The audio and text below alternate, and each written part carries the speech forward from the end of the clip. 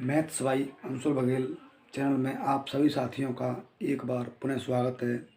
दोस्तों, सबसे पहले मैं आप सभी लोगों को नववर्ष की हार्दिक शुभकामना देता हूं और ईश्वर से प्रार्थना करता हूं कि ईश्वर आपके जीवन में हर समय सफलता ही दे। आप जो भी प्रयास करें वह प्रयास आपका इस नव वर्ष में सफल हो। साथियों,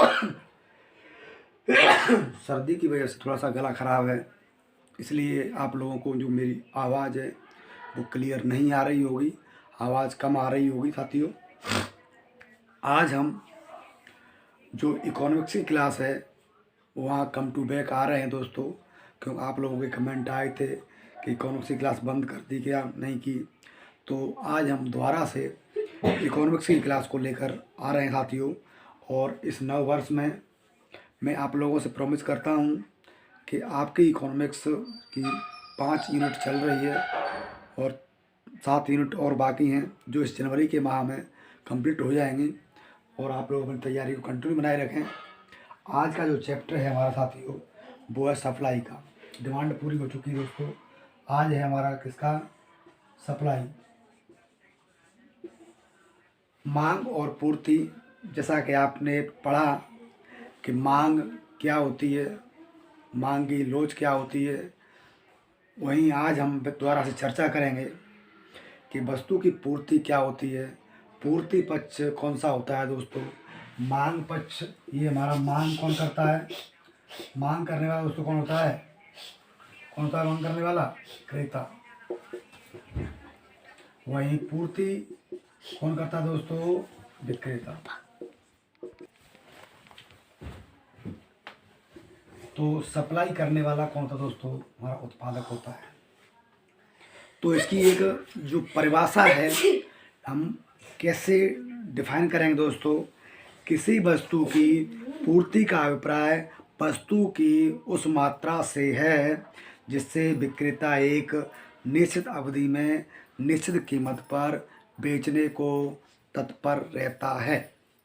साथियों, वही मांग में हमने क्या पढ़ा था कि निश्चित अवधि में निश्चित कीमत पर क्रेता खरीदने तत्पर रहता है।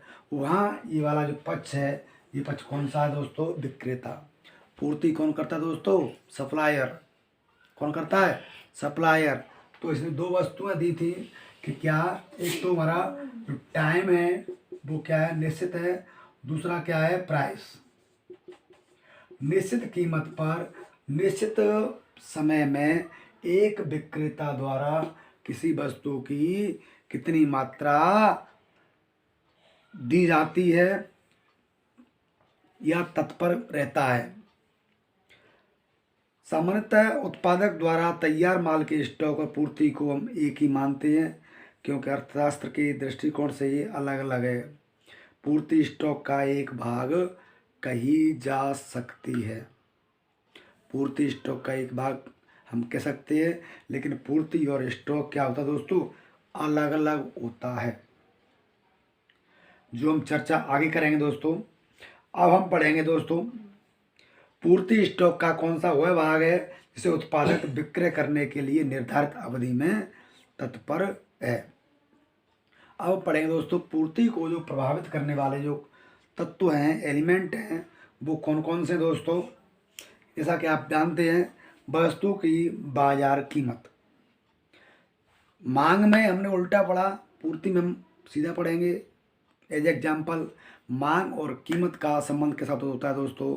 विपरीत पाया जाता है। वहीं कीमत और पूर्ति में जो रिलेशन होता है वो कैसा होता है दोस्तों? सीधा होता है। अगर वस्तु की कीमत अधिक है, वस्तु की क्या उत्पादक क्या करेगा? अधिक उत्पादन करेगा। कीमत अधिक है, उत्पादन अधिक होगा, पूर्ति अधिक होगी साथियों। वहीं अगर कीमत कम है तो हम क्या करेगा? उत्पादक पूर्ति कम करेगा। दूसरा है वस्तु के उत्पादक साधनों की कीमतें। जो भी हमारे उत्पादक के साधन हैं उत्पादन के दोस्तों, उत्पादन साधन कौन कौन से होते हैं? भूमि, श्रम, पूंजी, उद्यमी, ये हमारे क्या है, उत्पादन के साधन हैं। अगर उत्पादक को ये साधन आसानी से सुलभ उपलब्ध हो जाते हैं तो वह वस्तु की पूर्ति को बढ़ा सकता है।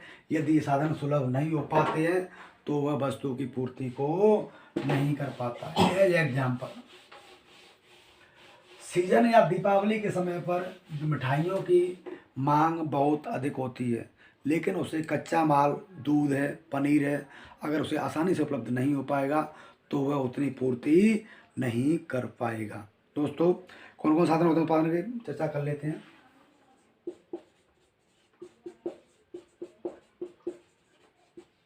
ये होता है भूमि। उत्पादन करने के लिए उसे कहीं ना कहीं उद्योग लगाने के लिए क्या है, भूमि की आवश्यकता होगी। पूंजी, पूंजी मशीनरी खरीदने के लिए पूंजी, भूमि, पूंजी, श्रम, लेबर, तकनीकी, टेक्नोलॉजी भी क्या है, ये साधन है हमारे। और अन्य, अगर किसी को भूमि आसानी से उपलब्ध हो जाती है तो वह क्या है, वस्तु को रखने के लिए, जो भी उत्पादन किया है उसे रखने के लिए गोदाम बनाएगा। अगर उसे भूमि मिलती है तो वो अधिक मात्रा में उत्पादन कर सकता है, वस्तु की पूर्ति कर सकता है। पूंजी, अगर उत्पादक के पास अगर अधिक मात्रा में पूंजी है तो कच्चा माल खरीद सकता है और वह अधिक उत्पादन कर सकता है। श्रम, लेबर की बात है दोस्तों, अगर उसे लेबर नहीं मिलेगी तो कैसे काम करेगा। और टेक्नोलॉजी है, उसकी तकनीकी उन्नत अवस्था की है तो अच्छा उत्पादन करेगा और अधिक करेगा, मतलब लागत उसकी क्या होगी दोस्तों, कम होगी। कम लागत में उत्पादन अच्छा कर सकता है, अर्थात उत्पादन लागत है उसकी बढ़ती है तो दोस्तों क्या होगा, उससे घाटा पड़ेगा, तो उत्पादन कम कर देगा। अगर उत्पादन लागत उसकी कम रहती है तो उसे क्या होगा दोस्तों, लाभ होगा और वह वस्तु की पूर्ति को बढ़ा देगा। तीसरा कारक है दोस्तों, संबंधित वस्तुओं की कीमतें। जैसा कि हमने मांग में भी पढ़ा था, अब यहाँ भी पढ़ रहे हैं। यहाँ सीधा संबंध है। संबंधित वस्तु दोस्तों कौन सी होती हैं, जैसे एक एग्जांपल, कार और पेट्रोल। अगर हम कार और पेट्रोल दोनों की वस्तु कैसी है, पूरक है। कैसी है, पूरक। दूसरी होती है स्थानापन्न। अगर पूरक वस्तु किसी एक की कीमत बढ़ती है तो साथ में क्या हुआ, उसकी मांग घटेगी, और दोस्तों मांग घटेगी तो उसकी हम क्या करेंगे दोस्तों, मांग घटती है तो हम क्या करेंगे, पूर्ति भी हमें घटानी पड़ेगी, पूर्ति भी घटानी पड़ेगी। या इसका उल्टा, अगर कीमतें बढ़ती हैं तो वस्तु की हम क्या करेंगे, अधिक उत्पादन के लिए हम प्रेरित रहेंगे। अगर कार की मांग बढ़ेगी तो कार की पूर्ति बढ़ेगी तो ऑटोमेटिक हमें क्या है, पेट्रोल की पूर्ति ऑटोमेटिक ही बढ़ानी होगी। वहीं स्थानापन्न वस्तु की बात करें, जैसे चाय और कॉफ़ी। अगर कॉफ़ी की कीमत बढ़ती है तो कॉफ़ी की मांग क्या होगी दोस्तों, कम होगी। मांग कम होगी, मांग कम होगी तो हमें क्या करनी पड़ेगी, पूर्ति को भी घटाना पड़ेगा। वहीं चाय की क्या बढ़ जाएगी दोस्तों, मांग बढ़ेगी और चाय की पूर्ति बढ़ानी होगी दोस्तों। वहीं टेक्नोलॉजी की बात करें, तकनीकी, अगर तकनीकी उन्नत अवस्था की है तो हम अच्छा उत्पादन कर सकते हैं और अधिक मात्रा में उत्पादन कर सकते हैं। अगर सीजन के टाइम पर किसी वस्तु की मांग अचानक बढ़ जाती है तो अगर हमारे पास तकनीक अच्छी है, मशीनरी है, तो उस मशीनरी से हम कम समय में अधिक मात्रा में उत्पादन बढ़ा सकते हैं और समय पर हम क्या लाभ अपना बढ़ा सकते हैं। वहीं जो हमारी आगत है, उनकी गुणवत्ता है, क्वालिटी है, कच्चा माल है। अगर कच्चा माल हमारा क्या अच्छी क्वालिटी का है तो उससे हमारी लागत घटती है, लागत घटेगी तो हमें लाभ बढ़ेगा, लाभ बढ़ने से हम क्या करेंगे, वस्तु की पूर्ति को हम अच्छा उत्पादन करने की कोशिश करेंगे दोस्तों। वहीं परिवहन लागत दोस्तों, परिवहन लागतें जो ट्रांसपोर्ट लागतें हैं ये भी क्या है दोस्तों, पूर्ति में प्रभावित करती है। क्योंकि अगर ट्रांसपोर्ट का चार्ज अगर अधिक होगा तो हम क्या है, हमारी लागत बढ़ जाती है, और लागत बढ़ने से दोस्तों क्या होता है कि वस्तु की जो कीमत है वो बहुत अधिक बढ़ जाएगी, और कीमत बढ़ जाएगी दोस्तों तो वस्तु की मांग गिर जाएगी, और मांग गिर जाएगी तो हम उतनी मात्रा में क्या है, वस्तु की हम पूर्ति कितनी भी कर लें तो स्टॉक में पड़ा रहेगा माल। अतः परिवहन लागत अगर हम ऐसी जगह पर लगाते हैं जहाँ कम से कम परिवहन लागत वहन करनी पड़े। एज एग्जाम्पल आपने देखा होगा कि 1917 के समय में जब क्या है भारतीय अर्थव्यवस्था काफ़ी लचर थी, उस समय जमशेदजी टाटा ने औद्योगिक क्रांति के दौरान जो अपना उद्योग लगाया वो कहाँ लगाया, वो बोकारो नदी के किनारे ही लगाया। राउरकेला जो भिलाई स्टील प्लांट लगाए थे वो कहाँ लगाए थे, ऐसी जगह पर लगाए थे जहाँ पर कच्चा माल नज़दीक था। उनका रीजन क्या था दोस्तों, था कि वहाँ पर एक तो नदी का पानी आसानी से उपलब्ध था, दूसरी बात वहाँ जो कच्चा माल था कोयला वो भी वहीं पर नज़दीक था, क्योंकि इस्पात के निर्माण के लिए कच्चे माल या कोयला की अधिक आवश्यकता थी। टाटा ने क्या किया कि ऐसी जगह का चयन किया जहाँ से उसे कच्चा माल, पानी आदि सुविधाएं आसानी से उपलब्ध हो सकें। और तो दोस्तों किसी भी उद्योग के लिए ये बहुत सारी चीज़ें ज़रूरी होती हैं। अगर किसी उद्योग में ये सभी सुविधा उपलब्ध हैं तो उसकी हम पूर्ति को आसानी से बढ़ा सकते हैं। अगर ये चीज़ें उपलब्ध नहीं हैं तो हम किसी भी उद्योग को गिरने के लिए बहुत ज़्यादा लंबा टाइम नहीं लगेगा। एज एग्जाम्पल की बात करें कि अगर कहीं पर भी क्या है पेट्रोल का हम प्लांट लगाएं दोस्तों, पेट्रोलियम शोधन का प्लांट लगाएं और वो इतनी दूरी पर हो कि जहां पेट्रोल के परिवहन की लागत पेट्रोल की लागत से दुगनी हो जाए, दोस्तों वो उद्योग चल पाएगा हमारा? नहीं चल पाएगा, क्योंकि परिवहन लागत किसी भी उद्योग को सफल बनाने में सबसे महत्वपूर्ण रोल प्ले करती है। एज एग्जाम्पल अगर हम बात करें कि किसी वस्तु की लागत जो एक्चुअल लागत है वो 2 रुपये इकाई आती है, और वहीं परिवहन लागत उस वस्तु की 5 रुपये का आती है दोस्तों, वो वस्तु कितनी, उसकी कुल लागत कितनी होगी दोस्तों? 5 2 7 रुपये हो गई। तो इससे क्या होगा, क्या उपभोक्ता 7 रुपये में वस्तु खरीद पाएगा उस इलाके में? नहीं खरीद पाएगा, क्योंकि मार्केट है दोस्तों, ऐसी कोई वस्तु नहीं है जहाँ जिसका उत्पादन क्या है एक ही स्थान पर हो।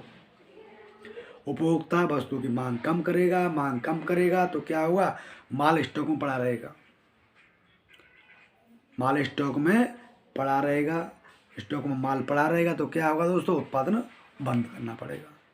तो इसलिए क्या है, कुछ चीज़ें हैं जो टेक्नोलॉजी है, जो लागतें हैं।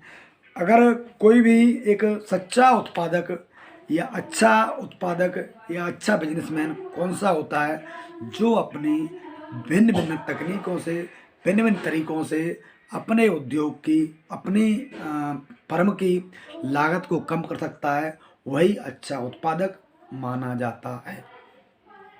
अब वहीं अगर हम बात करें पूर्ति के नियम की बात करें दोस्तों, पूर्ति की चर्चा हो गई, पूर्ति प्रभावित करने वाले कारक हो गए, समझ में आप लोगों के यहाँ तक आ गया होगा दोस्तों, क्योंकि इतनी इजी लैंग्वेज में आपको समझाया है।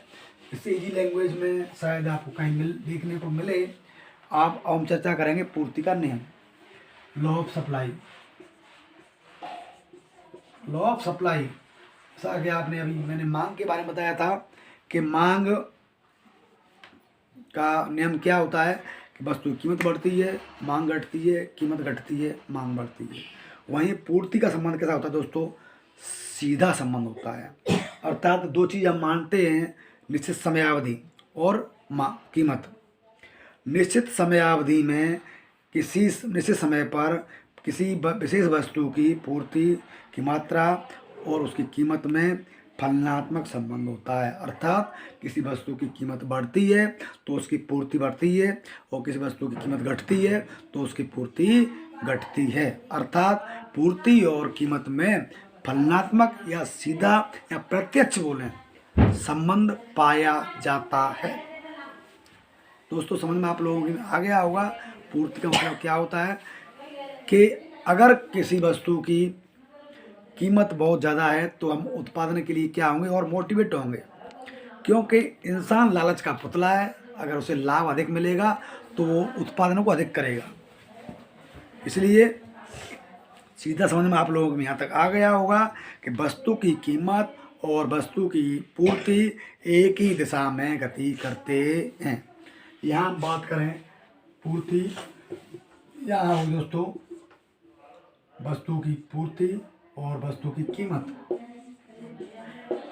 अगर वस्तु की कीमत बढ़ती है दोस्तों पूर्ति बढ़ती है, कीमत घटती है तो वस्तु की पूर्ति घटती है। यही दोस्तों पूर्ति का नियम है, यही पूर्ति का नियम है। आपको कहीं भी दिमाग नहीं लगाना है, आपको दिमाग लगाना है दोस्तों। कहाँ लगाना है कि वस्तु की पूर्ति है, इसे हम किससे डिनोट करते हैं, सप्लाई से डिनोट करते हैं। सप्लाई किसका फलन होती है, फंक्शन ऑफ प्राइस। अर्थात कीमत बढ़ती है सप्लाई बढ़ती है, कीमत घटती है सप्लाई घटती है, यही पूर्ति का नियम है। दोस्तों कुछ पता है आपको कि जिस प्रकार से हम एक गाड़ी को चलाते हैं तो वह गाड़ी किन्हीं किन्हीं नियमों पर चलती है। एक गियर होता है, वो क्या होता है, कुछ नियम होते हैं। वहीं पूर्ति का नियम भी कुछ हमारी मान्यता हैं, एजम्पशन हैं, उन पर डिपेंड होता है दोस्तों। तो पहली मान्यता दोस्तों कि हम यहाँ पर केवल उस वस्तु की कीमत के बारे में चर्चा करेंगे, अन्य वस्तुओं की कीमत स्थिर मानेंगे। तो पहली मान्यता क्या हो गई, अन्य वस्तुओं की कीमतें स्थिर होती हैं। तो यहाँ पर लिखेंगे दोस्तों अन्य वस्तुओं की कीमतें स्थिर।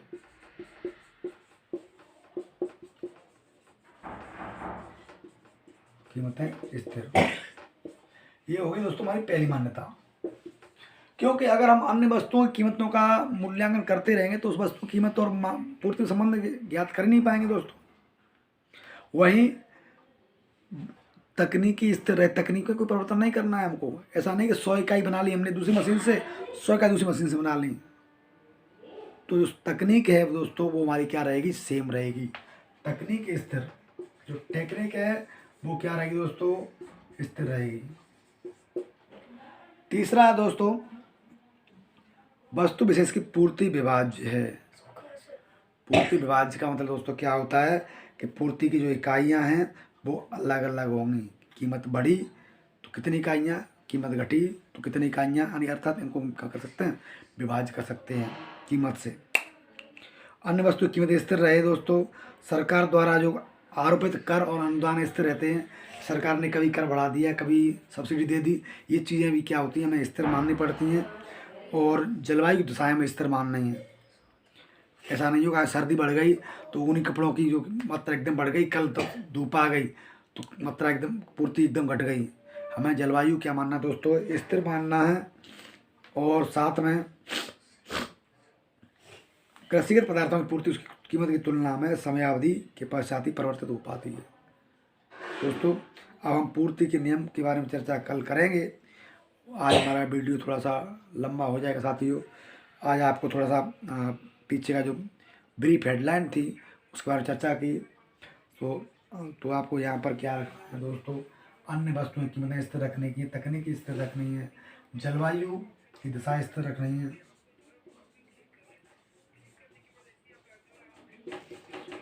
यहाँ पर हम क्या है, एक ही जलवायु को परिवर्तन नहीं होगा। और कृषिगत जो वस्तुएं होती हैं उनकी कीमतें भी हमने क्या मान ली दोस्तों, स्थिर मान ली।